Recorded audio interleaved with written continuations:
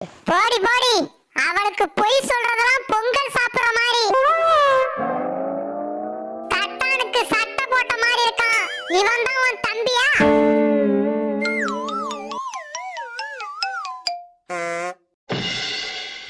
டேய், உங்க அக்கா எங்கன்னு கேட்காம போற?